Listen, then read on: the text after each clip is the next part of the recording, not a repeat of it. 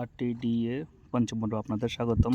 চতুর্থ পর্ব আপনারা দেখছেন আমরা খাবারের সাথে কিছু মেডিসিন মিক্স করেছি এবং ভালোভাবে মেডিসিনগুলি মিক্স করছি। আজকে পঞ্চম পর্ব আপনারা দেখবেন সেই খাবারগুলো পুকুরে কীভাবে ছিটিয়ে দিই। যারা আরটিডিএ পদ্ধতি ব্যবহার করেন তারা জানেন এই ধাপটি কতটা গুরুত্বপূর্ণ। আমরা এখন নৌকা নিয়ে একদম পুকুরের মাঝখানে যাচ্ছি যেখানে মাছগুলো থাকার কথা। আপনাদেরকে একটা কথা জানিয়ে রাখি, পুরো পুকুরে আপনি যখন 20 থেকে 25 মাছ দেবেন তখন এই মাছগুলো সবসময় এক জায়গায় থাকবে না, এগুলো সর্বোচ্চ ছড়িয়ে ছিটিয়ে থাকবে এবং আপনাকে এনশিওর করতে হবে যে আপনার যে খাবারটা সেটা যাতে পুরো পুকুরে সব দিকে ছড়িয়ে ছিটিয়ে পড়ে, অর্থাৎ প্রতিটা মাছ খেতে পারে। আপনি যদি আরটিডিআর এই পদ্ধতি বা এইভাবে খাবার দেওয়ার পদ্ধতি অবলম্বন করতে না পারেন তাহলে আপনার কাঙ্ক্ষিত ফলাফল কখনো পাবেন না। হয়তো আপনি দেখবেন কোনো মাছ 2 কেজি হয়ে গেছে, কোনো মাছ আপনার 500 গ্রাম হয়ে গেছে, তখন আপনার বিশাল পরিমাণ লোকসানের সম্মুখীন থাকবেন। আমরা এখানে একটা খাবারের লাইন দিয়েছি, অর্থাৎ সবসময় আমরা খাবার এই লাইনে দিতাম যে এইখানে যে একটা নৌকা দেখছেন, নৌকার সামনে যে বাস থেকে ওই সামনে আরেকটা বাস আছে পর্যন্ত, ঠিক আমরা এখন যখন খাবার দিব তখন মাছগুলো ঠিক ওই লাইন পর্যন্ত চলে আসবে। আমাদের খাবার পরিমাণ যেহেতু 200 কেজি পরিমাণটা বেশি, সেই জন্য আমরা খুব দ্রুত খাবারগুলো দিতে হচ্ছে। এই খাবারগুলো দেওয়ার জন্য আমরা যে জিনিসটা ব্যবহার করছি সেটা হলো একটা ছোটো জুড়ি আকৃতি ব্যবহার করতেছি, সেটা দিয়ে আমরা বারবার দিচ্ছি। আমাদের যেহেতু বাতাসগুলো যে দক্ষিণ দিকে যাচ্ছে সেই জন্য আমরা নৌকাতে হালকা করে ছিটিয়ে রাখছি যাতে সরে যাচ্ছে। আপনারা দেখতেছেন নৌকার সাথে সাথে আমাদের যে বাতাসের সাথে আমার নৌকাটা মুভ করতেছে এবং আমরা দুই পাশ থেকে অনবরত খাবার ছিটিয়ে যাচ্ছি। আমরা যে লাইন করছি সেটা মাছের খাবারের জন্য লাইন, এটা আপনার প্রতিটা পুকুরে নিজস্বভাবে তৈরি করে নিতে হবে। অনেকে পুকুরে এই লাইনটা তৈরি করতে পারে না, যে কোথায় মাছ থাকে সেটা জানে না, সেই জন্য যে খাবারগুলো দিই সেই খাবারগুলো তাদের অপচয় হয়, এতে গ্যাসও হয়, অ্যামোনিয়া সৃষ্টি হয় এবং মাছগুলো ছোটো বড়ো হয়ে যায়। আমাদের এই পুকুরে কখনো মাছ ছোটো বড়ো না, কারণ আমরা জানি এই পুকুরে কোথায় মাছগুলো রয়েছে। আরটিডি9 পদ্ধতি যখন আপনারা ব্যবহার করতে থাকবেন তখন আপনারা পুকুরের নির্দিষ্ট পরিমাণে একটা অংশে মাছ আনার চেষ্টা করবেন। সেজন্য আপনাকে পুরো আগের যে 8 মাস আছে 8 মাস একই লাইনে একইভাবে খাবারগুলো দিতে হবে। আমরা যেটা খাবার লাইন বলা হয়, আমরা যে লাইনে খাবার দিচ্ছি, আপনাদেরকে দেখতেছি আমাদের খাবার লাইনটা অনেকটা বড়, অর্থাৎ আমরা দীর্ঘটা সময় দেখেছি, কারণ আমাদের এই পুকুরে 20,000 মাছ ছিল। 20,000 মাছ একসাথে লম্বা করে খাবার লাইন দিয়ে রাখছি যেখানে সে খাবারগুলো খাবে।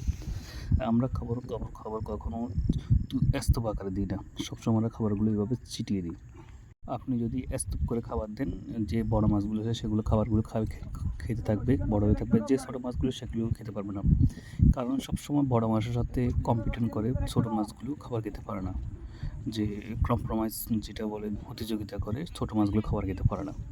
যে সেই জন্য আপনাকে একটা লাইন করে দিতে হবে, এই লাইনটা ম্যাক্সিমাম আপনাকে রাখতে হবে। আপনার যদি 4 একর পুকুর হয় 1 একর সমান জায়গায় রাখতে হবে। আমরা অনেক সময় 4 একর পুকুর বা 2 একর সমান জায়গার মধ্যে লাইনটি রাখি। আপনারা দেখতেছেন যে আমাদের নৌকাটা অনেক দূর চলে গেছে এবং আমরা খাবারগুলো দিতে শুরু করছি। আপনি যদি নৌকার সামনে আমার যে বাসের কথা বলছি সেই বাসটা এখনও দেখা যাচ্ছে না।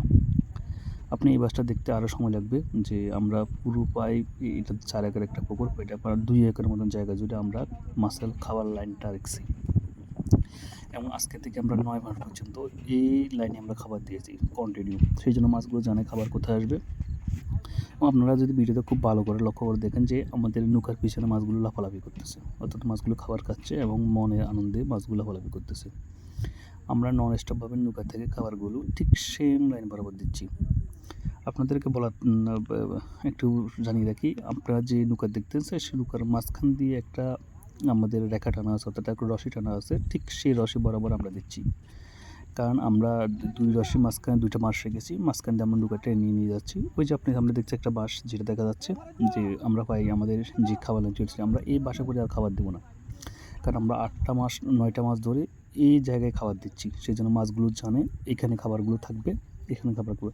আরটি9 পদ্ধতি যেহেতু আমরা খাবারগুলো মেডিসিন প্রয়োগ করা আছে, সেহেতু মাছগুলো যাতে আমরা 10 থেকে 15 মিনিট কিংবা 20 মিনিটের মধ্যে খাবারগুলো খেয়ে ফেলে, সেই জন্য আমরা চেষ্টা করতে হবে। এর বেশি যখন খাবারগুলো পানিতে থাকবে, পানির সাথে সাথে খাবারগুলো মেডিসিনগুলো পানিতে গুলো মিশে যাবে, তখন আমাদের যে উদ্দেশ্য আমরা দেওয়া, যে 1 মাসে মাছ দ্বিগুণ করার উদ্দেশ্য করে দেওয়া, সেটা হবে না। আপনার ভিডিওতে আবার দেখে দিলাম যে আমরা এক লাইন থেকে ওই লাইন, অর্থাৎ 2 একর জায়গা জুড়ে আমরা এই লাইনটা রেখেছি। এই লাইনটা আপনি আপনার পুকুরের নিজস্ব বুদ্ধিমত্তা, নিজস্ব টেকনিক দিয়ে তৈরি করতে হবে। আপনি যদি আপনার পুকুরে এই ধরনের লাইন তৈরি করতে না পারেন তাহলে আপনার খাবারগুলো নষ্ট হবে, আপনার মাছ কোথাও কোনোটা বড় হবে, কোনোটা ছোটো হবে এবং আপনি আরটিডিএ9 পদ্ধতির সঠিক ফলাফল কখনো পাবেন না। আপনার সবসময় যে শ্বাস ক্ষেত্রে এই পদ্ধতিটা ফলো করবেন। ধন্যবাদ সবাইকে। ভিডিওতে ভালো লাগলে সাবস্ক্রাইব করবেন, চ্যানেলটি ফলো করে পাশে থাকবেন। আল্লাহ হাফেজ।